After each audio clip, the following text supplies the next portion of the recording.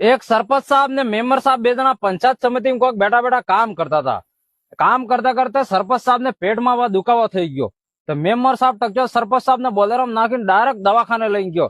દવાખાને ગયો, ડોક્ટર સાહેબ ચેક હેક કરીને કે ભાઈ અબાર તમે ખાવાનું શું ખાધું હતું એમ.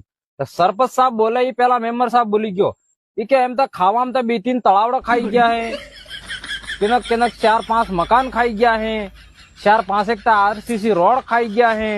અરે હું વાત કરો 4-5 એક આકા બાજરૂમ ખાઈ ગયા હે.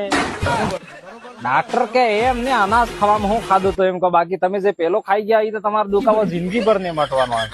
તો જેટલા સરપંચ અણને કહેવા માંગો કે વધારે ખોને કે યા પેટમાં દુખાવા રહેવાના છે. તો દોસ્તો આભાર આપણા રાજસ્થાનમાં સરપંચ સાહેબ નો સુનાવ આવે જરાક જોઈ વિચારીને સરપંચ લાવજો કોણ લાભવો હોય કોણ ને લાભવો હોય. આકા નાકા અમુક તો બાથરૂમ ખાઈ જઈ ને પછી કઈ કે યાર બોલેરો યાર ખરાબ થઈ જાય આખો દાડો.